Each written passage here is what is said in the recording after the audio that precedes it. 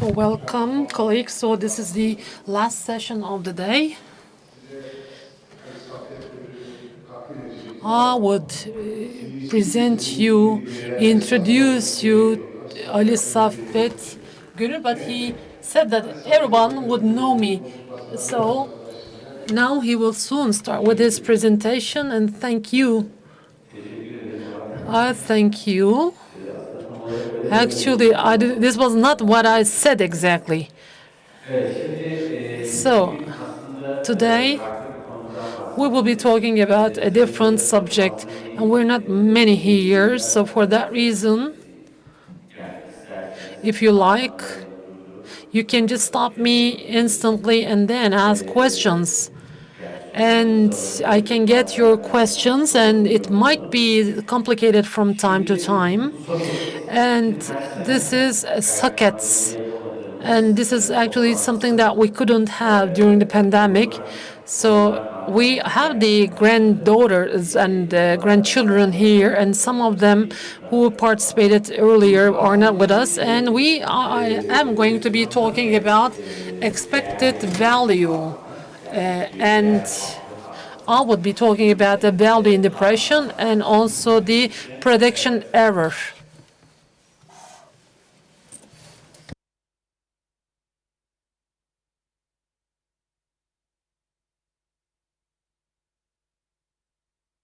So, related to depression, the fundamental challenge or problem is that we are paying a high price for that as the community, as well as our patients. And about 300 million people are suffering from depression in the world, and the mortality related to depression in the youngsters ranks the second for the 14 to 24 years age, and in all ages, it is one of the first reasons among the 10 reasons for mortality. We do not know the loss in Turkey, but in the USA, it's about $1 trillion, and it is rather greater than the budget of Turkey. So every year,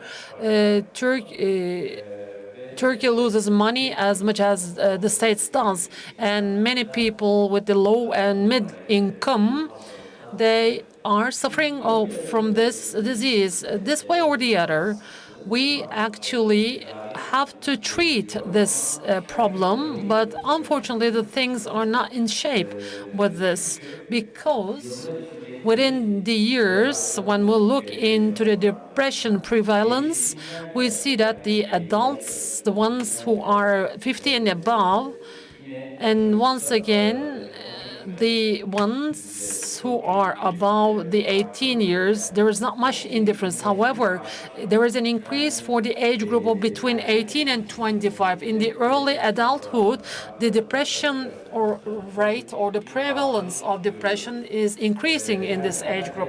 Although in other ages this is not very specific, we see that there is an increase in the age of 18 to 25 years, which brings along another problem with itself. Within a long period of time, it's related to a recurrent disease. We have to prepare ourselves for a recurrent disease, and this is not on its own. We don't have the data here, but in STAR-D study or in other studies, we have started seeing that the relapse rates are rather more than what we know, and there is also an increase in annually, and these rates are because the rates are likewise because of the pandemic, because of COVID, and unfortunately, depression is more than we expected, and it increases more than we expect. So, when we look into the etiology, depression, we have the genetics, and also we have the epigenetics, which we work on. Actually, we do not know the genetics. We know that it's about 40% that they are caused by genetics, and we know that there are also environmental factors, and many people put forward many mechanisms like etiology to pathophysiology, and like serotonin, discussions on serotonin, they are more discussed.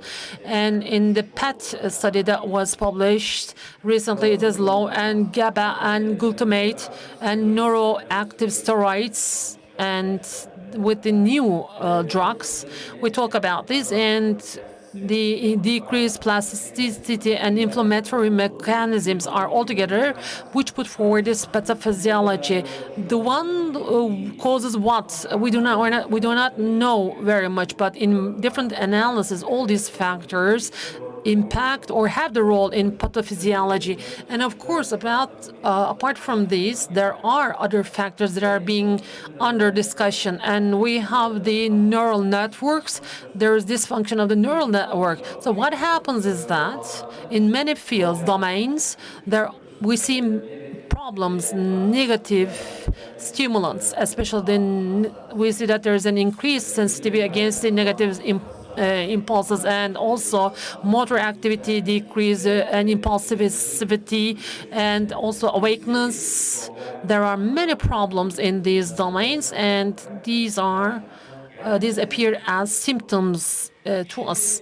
And now, years ago, I think just 10 or 15 years ago, Roche company carried out a big study about the neurosteroids, and they invited us to Switzerland when I was working in France, and they convened us somewhere, and they asked about our ideas. And then a series of questions were started to be asked, especially about the GABAergic system. And for the first time, the neurosteroid workers or the people who were studying neurosteroids, they asked, where is the depression, which part of the brain is affected? GABAergic system is very extensive. Which part is being affected? This was the question. And in the last year, Simon Ekop and et al.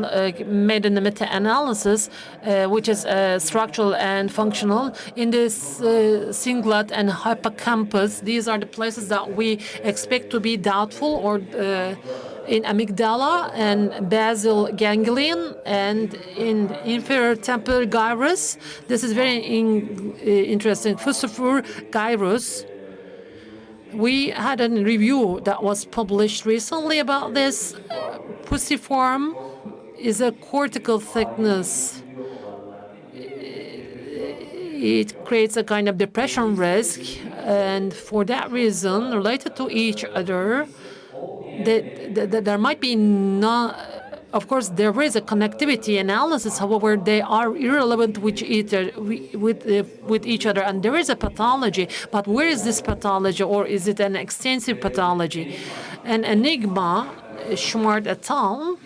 In 2017 made a publication, and this is being updated regularly, and our fundamental findings are just the same, especially in the middle temporal and posterior retrocranial fields, medial prefrontal cortex, and once again fusiform gyrus. We see that it is on the right side in lateral cortex. We see the pathology. So this is the field I'm talking about. So for that reason, what we see here in both the gray matter and the functional gray matter, the pathology is very extensive. So far, these dysfunctional domains, when we look into these, there are two important fields or domains. One of them is the reduced sensitivity to reward, and it's the reduced striatal activation. It emerges likewise. And why they decrease? Why? Because against the reward to be received in future, the value is low. For example, to eat the apple, when we look into at that apple, it is 8, for example, as a value. A normal person scores it as 8, and another person scores it as 6, and this is an implicit situation. So for that reason, that person stays without movement because does not take any action. However, the other person has the joy when eating it. So for that reason, in the expected value and as well as the consumed award, there is this reduced activation or reduced sensitivity. So the striatal activation is reduced, and the medium prefrontal cortex and orbital cortex, the value comparisons are made, and in orbital frontal cortex, we see that there's the comparison of the values, and the values are to be re-evaluated because the values are constantly changing. For example, let's tonight go and have a chat with our friends. This means this has a certain value, but just after half an hour, it may have a different kind of value, and there it continues with different value changes. And on the other hand, we see another thing, where especially the stimulus with a negative understanding or value, there are some changes. It is not only amygdala, it's in this subgenal part. So this administers the autonomous part, and it's heart beating and vasomotor system, and there are some changes accordingly. So the system that solves this, dorsal-cortical parts stopped this, and we see that they cannot stop these domains. And I prepared this slide some years ago, and during that time, in social sense, with the rejection, UCM Eisenberg and Matt Lieberman have study, and we were focusing in those days on that study, and especially these patients with depression, they have a certain significant sensitivity to rejection.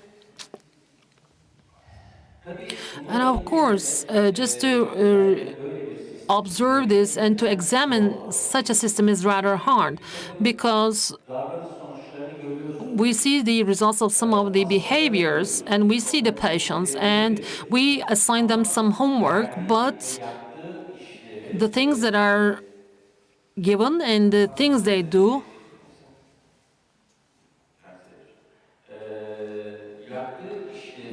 and it is not very easy to see the reflection of what is being done in the brain. So we started shifting to a different domain, and this is computational psychiatry. What does it ensure us?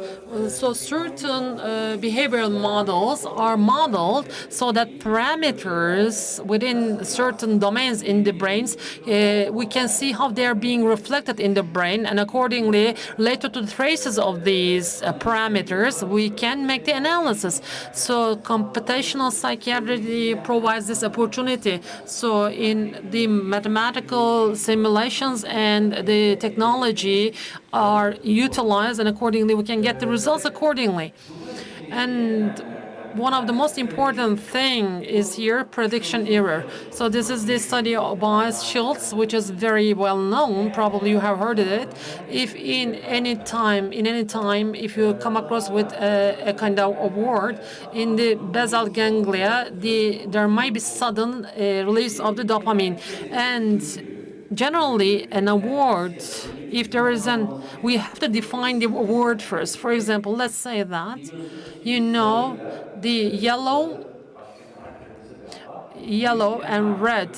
If you see a big M with yellow and red color, there's a possibility that you see McDonald's soon. And if you're hungry, then what happens that dopaminergic system just activates and waits for the award. If it gets the award, then there's no problem. But doesn't take it, then there's a discharge. And this is a prediction. What do we predict? When we come across with a stimulant, we have to predict what it would come as an award. This may be an award sometimes, and this may be a punishment or maybe a harm. So what does it give us as an advantage? There is a competence of our brain extensively for simulation. So if we predict, if we do not predict and take the measures, then during the time of threatening or just missing the award, the time is very squeezed. So for that reason, the brain has to do prediction constantly to see what's going to be after in a while. And this is to be done within a 4 or 6 seconds. And usually when we give a stimulant, and if we give an award or a punishment, then the environmental factors are determined and defined, and accordingly it is conditioned. So in this prediction error, if we get more than what is expected as an award, it's positive error, and if it is vice versa, it's negative error. It's actually renewed constantly. First of all, you make a prediction, and then you receive the outcome, or you don't take it or receive it. If you take it or receive it as you expect, then the value would be the same. So I get the apple, it is red, and then it is expected to have a good taste, and it is 8, and it's good that it is 8. If it is rotten inside, then would be a negative prediction error, and then I would act more careful for the next apple. Or if it is more sweet than I expect, then this would be an advantage. And usually in the studies related to prediction error, it provides us a ventral striatum and ventral striatum activation. Of course, for the award system, this is something very precise, but it is not so simple because social relations bring along the binding as well. So upon this, in social relations, some people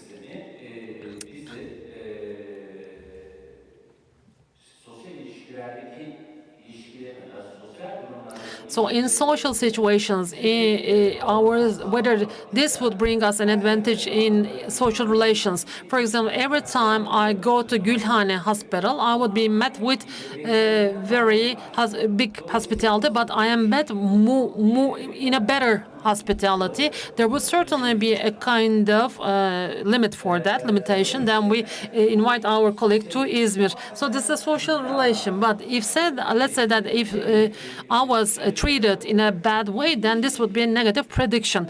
It is interesting that in such a complicated analysis, ventral striatum, the primitive region cannot be done. So the paraparental, in the PPI, there is this social prediction because cognitive-wise, there are many knowledge entering into this domain, and accordingly, the reading of the other's mindset or advanced cognitive calculation are all here, especially in the right TPC. What is being expected is to met.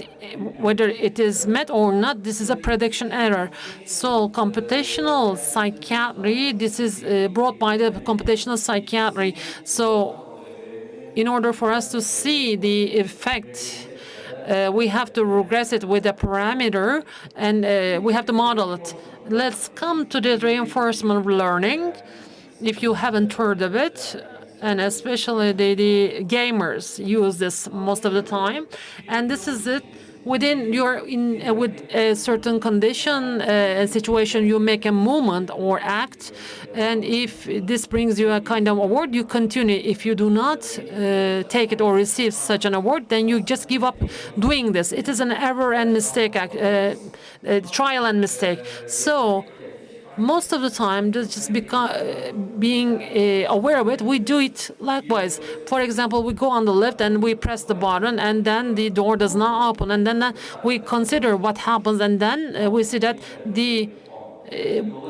and then we go into a streetless. I'm lost very easily. I go into a street and I see that I'm lost, and then the second time I do not take that street or way. So for that reason, this is one of the fundamental things we learn. And in the past, we used to think, before these models were developed, there's a stimulant going into the brain, and it is processed, and then afterwards it goes upwards, and then we process it. But for the timing, this is not the way we think it. When the brain brain comes up confronts with a stimulant, it starts with the configurations and trying to find out what would be the next step and going upwards to the other cognitive steps. So just likewise, the external world is to be simulated within the system, and there's this giant computational system. And now, of course, Kahneman and Tversky had a study or carried a study years ago. So they show that people escape away from the punishment and they come closer to the award, and they act with the potential awards, and they make their decision with the potential values. As I have mentioned, the ones with depression, what they expect as a value, the value that they expect, they act with the expected value. So the apple's value, even though they know the taste of the apple they expect, then they, as probability, they see the value less and they see the punishment more. But in the relations, connectivity, addiction, we see that this is different. And what we have, schizophrenia, there is this expectation effect in award, but during consumption in schizophrenia, there's not much difference. So for that reason, Restlochner and Bachler model, and this will be the study I will be talking about, and there's a stimulant, there is an hint, and then there's an estimation, and then there's a prediction error, whether it gets the value expected or not. And then that value, at the end of this value prediction, related to that object, and value has been formed. And this is a temporal difference model.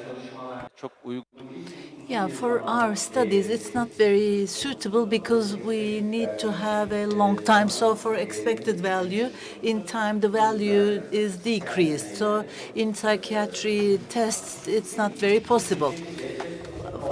Okay, what happens in depression? When we look at the depression, I mean, the controls, especially in ventral striatum, we can see that they are more active in prediction error in ventral striatum.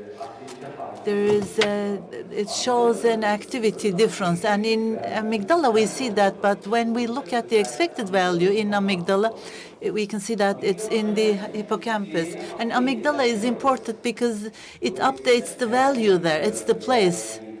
So if the salient stimulants, they are valued in amygdala, and the hippocampus generally records it to the memory.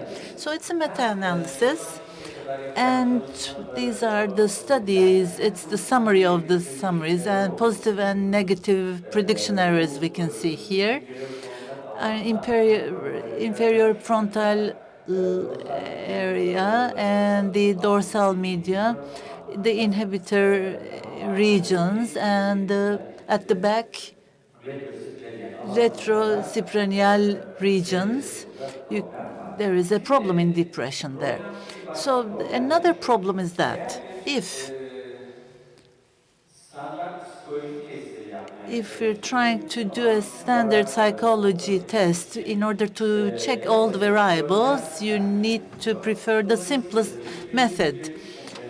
For prediction error, until that time, you can put the cues. But the life is not like that, because there are salient stimuli we can meet emotionally. There are things, social stimulants around us.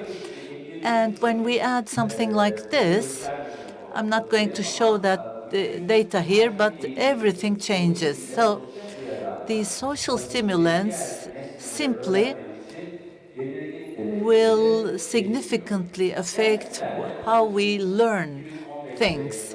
This is 2015 study. It was published in 2015 about negative ones. They become salient, and then the recognition is higher for them, and the neural faces also can be seen as negatively or sad faces, and there are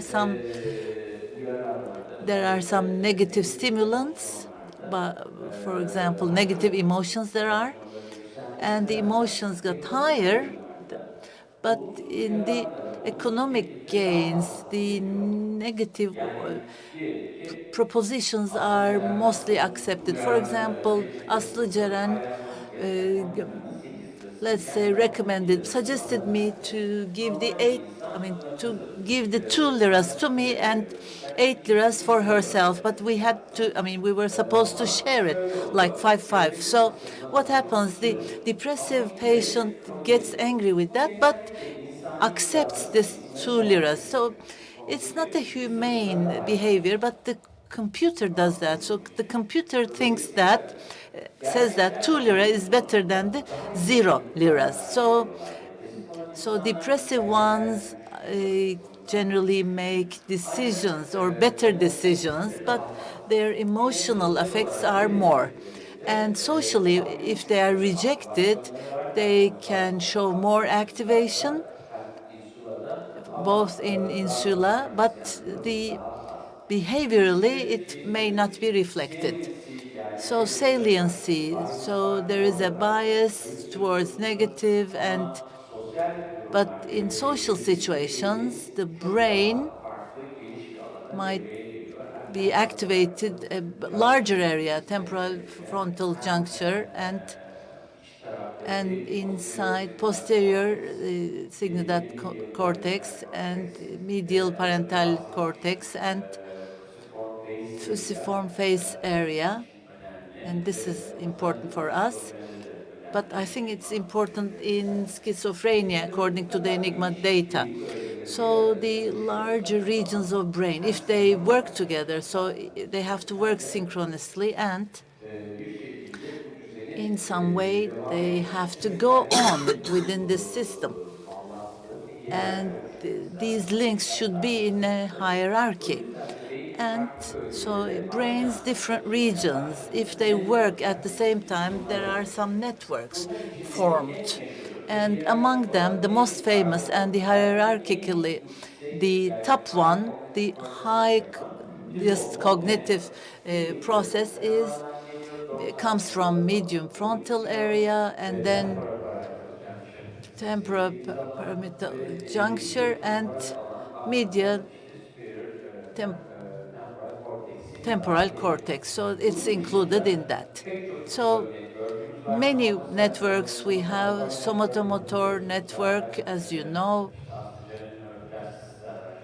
and Aslı Ceren is studying in neuroplasty, dorsal attention network, frontoparietal network, and these are the areas that focuses your attention. And for cognitive processes, you have to use these areas. And they might seem that they are doing a lot of cognitive processes, but their process power is lower, saliency and limbic network, and we can connect them together. And other networks, the highest hierarchy default mode network. Why is it important? Because it forms your self-emotion, and it makes you imagine for future, for example, and as big as a computation, it does something. It has to be sure of something. There is no threat from outside. So it should have this kind of feeling, because if there is a threat from outside, then the computation power should be then diverted to outside. Maybe a somatosensorial network then will be activated. And because of that, without stopping, it gets the stimulants about the environment, and it updates. Daniela Bizdock, it's a study, it's a review from 2020, and it's a very good one. So as we can see here, from outside, if there is no activation, default mode is in the system, but if there is an outside activation, then the frontal parietal network is activated. At first, we thought that they were working reversely, but sometimes they work in reverse action, but sometimes they just complement each other. So what, or however many outside stimulants they're coming, and we're not very sure. So in depression literature, this finding is a routine one. Default mode network. Within itself, there is an attachment rate, and it's very high. What does it mean? Default mode, medium, the prefrontal cortex, and medial temporal cortex. Let's say it has its nodes, like high processing areas. And these high processing areas, their activation is all together. They activate all together, and they have a high correlation. And we say that they have a strong attachment or link. But in depression, unfortunately, it is more than expected, and it's parallel with illumination or negative thought. On the other side, the attention network is not activated a lot, and default mode network is activated. Ahmet Hariri's studies and other studies, if there is the external stimulant, if it is provided, then default activation decreases. We can see that. So maybe it shows us that some psychotherapies work. So it might show that to us. And it's another study done in 2018, and they're trying to explain it from for elimination from symptom domains, and then reward network and cognitive control network for cognition. But default is active, then it is this the cognition control part is less activated. So this network, do they really work, or do they really tell us something? From the data coming from this study, the nodes, the link, the more powerful the link is, and the response is more powerful as well. And the parallelism among the networks, if they are kept well, then the response to treatment is better. So me and my team, we try to focus on something like this. So default mode network, we know that default mode network is not always working. Sometimes it increases, sometimes it decreases. And at certain points in normal human beings, physiologically, it might change. So what if we can activate some systems that can change default mode network? And some of our friends apply TMS, or maybe some other procedures might be used to change them. And default mode network, compared to other networks, in order to make it less dominant, what can we do? So in order one network to change to another network, there's an outside external stimulant is expected, and it must be the opposite of the expected. And so the network will be out of default and go to attention network. And prediction error abnormalities, we know that there are. And of course, you can do that with simple processes, but so we can see that social cognition is dominant in this way. So can we do this over social dominance or through social dominance? So this TPJ is not simply TPJ. So the parcelization of it is seen, and then the upper side is frontoparietal control network. It is related, and it's related to attention network. So this system here, if it is activated in an unexpected situation, or because of a change environmentally, then it can activate other networks. We thought like that. So what we wanted, in fact, is to activate salient network, and this is linked with TPJ-A. What can we do for that? First of all, we need to comfort the person. Then we need to create a social stimulate in order to take him out of this comfort zone or comfort area. So then we're going to see this change, and then maybe our point of view would be changed. So first of all, you need to comfort the person. Then you're going to make that person stimulated, and for a long time we have been trying to do that. And one of them is game theory paradigm, and it's both for stimulating the cognitive processes and also social processes. For example, fMRI, we plant this trust game. Of course, it has existed before us, but we modified it. So depression and control patients, they can come, and then there can be a minimal attachment with the research coordinator, Yeet. Both patients and control group, they spent some time with him. And then we told them that they're in MR, and we're going to give you some money. You can keep it for yourself. But as a result of this, you're going to have 10 liras, but you can do this. You can give this money to our coordinator, Yiğit, and we're going to multiply it by 3. And then Yiğit will get the money 3 times more, and then it will be Yiğit to share it. Maybe Yiğit will get the 60 liras and will go away, or will share it with them. And we repeated it with 60 times. And we started doing that in MR.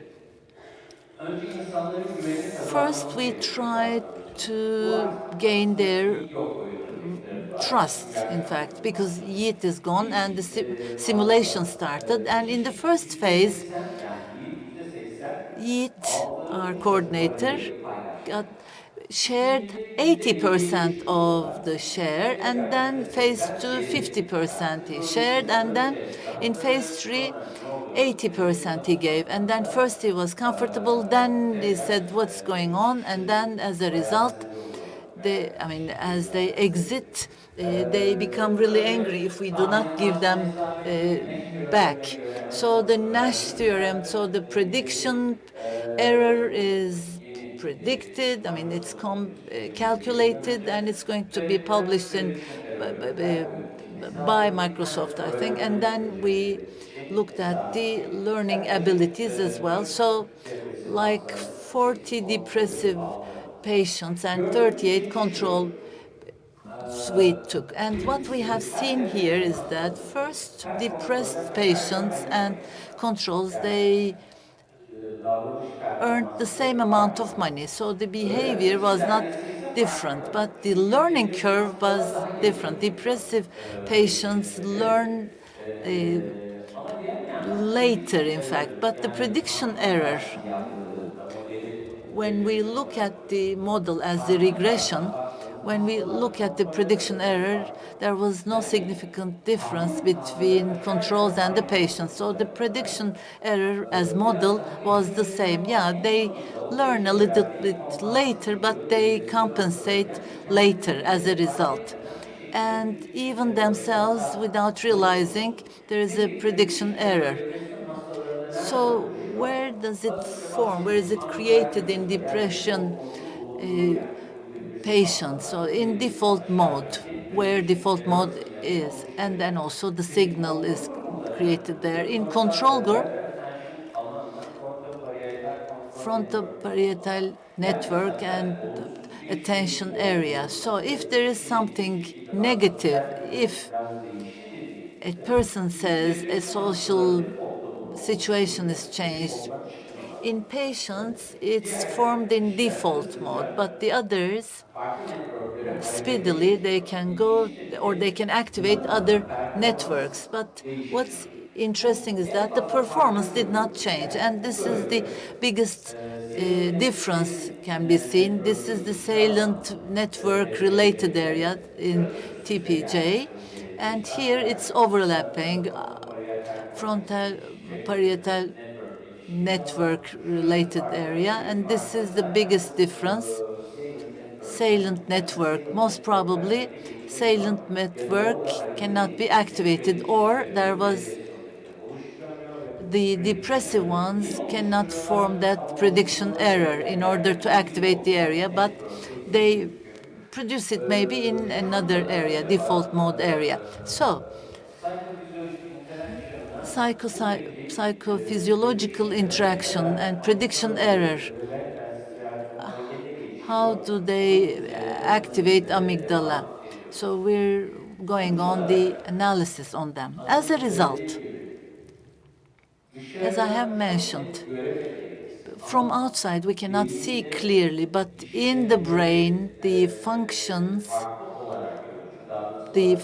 might seem different. So it might seem that some functions in depressed patients, they undertake the functions that they shouldn't be doing. Or on the other hand, the relevant networks cannot be activated. So the prediction error, we thought that it was, I mean, a transition was going to be provided, but the depressed patients cannot do that. So what else can be done so that, apart from using the antidepressants, so that this shift can be realized, so that the social stimulants, implicit pathophysiology can be changed. So a journey is going on. So that's what I was going to tell, and thank you very much for your patience, and I hope I have opened a different window for you. Thank you very much.